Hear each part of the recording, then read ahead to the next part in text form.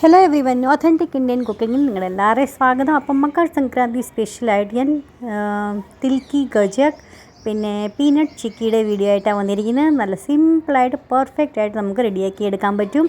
അപ്പോൾ വീട്ടിൽ തന്നെ ഞാൻ പറഞ്ഞ രീതി തന്നെ ട്രൈ ചെയ്യുകയാണെങ്കിൽ നിങ്ങൾക്കും ശരിക്കും ഇതുപോലെ തന്നെ ആയി കിട്ടും കേട്ടോ. അപ്പോൾ നമുക്ക് വീഡിയോയിലേക്ക് പോയാലോ. ഏറ്റവും ആദ്യം ഒരു കടായിലേക്ക് ഞാൻ 500 ഗ്രാം വെളുത്ത എള്ള് എടുത്തിട്ടുണ്ട്. നിങ്ങൾക്ക് 500 ഗ്രാം തന്നെ എടുക്കണമെന്നില്ല, 250 ഗ്രാമോ 300 കുറച്ച് ക്വാണ്ടിറ്റിയിൽ വേണമെങ്കിലും ഉണ്ടാക്കിയാൽ മതി കേട്ടോ. ഞാൻ പറയുന്ന രീതി തന്നെ ശരിക്കും ചെയ്താൽ മതി. അപ്പോൾ ഇതാണ് നമുക്കൊരു മീഡിയം ഫ്ലെയിമിൽ വെച്ചിട്ട് നന്നായിട്ടൊന്നും മിക്സാക്കി കൊടുത്തുകൊണ്ടിരിക്കുക. ഡ്രൈ റോസ്റ്റ് ചെയ്താൽ മതി.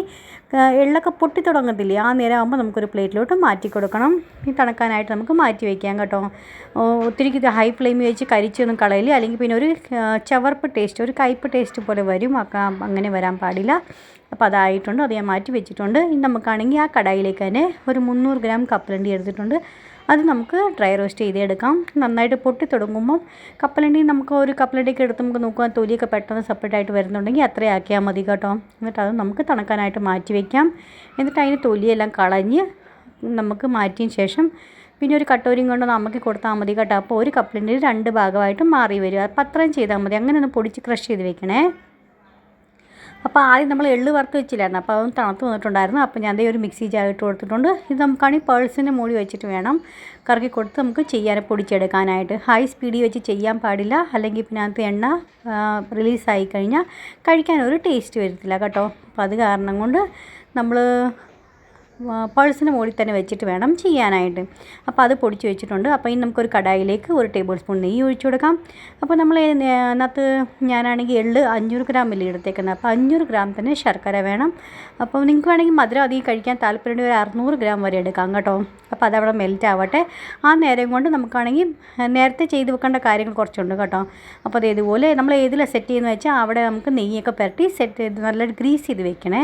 എന്ന് ചെയ്ത് ഒട്ടും തണുക്കാൻ പാടില്ല. തണുത്ത് കഴിഞ്ഞാൽ കടായിൽ തന്നെ സെറ്റായി വരും കേട്ടോ. അപ്പോൾ അത് കാരണം നമുക്ക് പെട്ടെന്ന് പെട്ടെന്ന് എല്ലാം കാര്യങ്ങളും ചെയ്യണം. ഇനി അപ്പോൾ ഇതുപോലെ വലിയുന്ന ടൈപ്പോ അല്ലെങ്കിൽ കയ്യിലൊക്കെ ഇങ്ങനെ റോളായി എന്ന് വരുവാണെങ്കിൽ ഇത്രയും മതി കേട്ടോ. ഇനി നമുക്കാണെങ്കിൽ നമ്മുടെ എള്ള് പൊടിച്ച് വെച്ചേക്കുന്നില്ല, ഇതിനകത്ത് ഇട്ട് കൊടുക്കാം. പെട്ടെന്ന് തന്നെ മിക്സാക്കി കൊടുക്കാം. ഇനി ഒട്ടും പതുക്കെ ചെയ്യാൻ പാടില്ല കേട്ടോ. തീർത്ത് പിടിച്ച് പെട്ടെന്ന് തന്നെ വേണേ ചെയ്തെടുക്കാനായിട്ട്. അപ്പോൾ ഇത് നന്നായിട്ട് ഇതുപോലെ മിക്സാക്കി എടുക്കാം. പിന്നെ നമ്മൾ ഏതിലാണ് നെയ്യ് തടവി വെച്ചേക്കുന്നത് വെച്ചാൽ അതിനകത്തോട്ട് നമുക്ക് ഇട്ടിട്ട് നമുക്ക് പെട്ടെന്ന് തന്നെ സെറ്റാക്കി എടുക്കാം. അപ്പോൾ ഇതാണ് നന്നായിട്ടൊന്ന് മിക്സ് ആയിട്ടുണ്ട് കേട്ടോ. ഇനി നമുക്ക് ഗ്യാസിൻ്റെ ഫ്ലെയിം അന്നേരം ഓഫ് ചെയ്യണം കേട്ടോ, എള്ളിട്ടതിന് ശേഷം തന്നെ.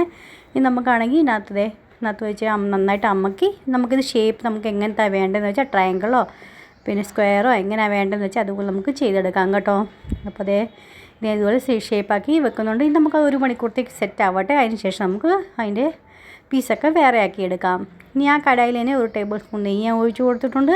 ഇനി നമ്മളാണെങ്കിൽ ഇതിനകത്ത് കപ്പലണ്ടി എത്ര 300 ഗ്രാം വലിയ എടുത്തേക്കുന്നത്, അപ്പോൾ 300 ഗ്രാം തന്നെ ശർക്കര എടുത്തിട്ടുണ്ട്. അത് നമുക്ക് നന്നായിട്ടൊന്ന് മെൽറ്റ് ചെയ്തെടുക്കാം. മെൽറ്റാക്കിയല്ല, ഇത് ഇച്ചിരി ഒന്ന് ഹാർഡാവണം കേട്ടോ.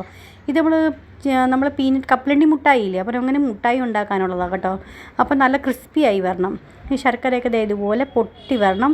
പിന്നെ താഴെ പാത്രത്തിൽ ഇട്ട് നോക്കുമ്പോൾ നമുക്ക് ഇങ്ങനെ ഒച്ച കേൾക്കും. അപ്പോൾ ആ പാകത്തിനായി കഴിയുമ്പം ഇത് ലോ ഫ്ലെയിമിൽ തന്നെ വെച്ച് ചെയ്യണേ. ഹൈ ഫ്ലെയിമിൽ വെച്ചും ചെയ്ത് കരിച്ചൊന്നും കളയിൽ കരിഞ്ഞു പോയ ഒരു കയ്പ്പ് ടേസ്റ്റ് വരും കേട്ടോ ശർക്കരയ്ക്ക്. ഞാൻ ലോ ഫ്ലെയിമിൽ വെച്ചിട്ട് ഒരു 7-8 മിനിറ്റ് സമയം പിടിച്ചു കേട്ടോ എനിക്കാവാനായിട്ട്.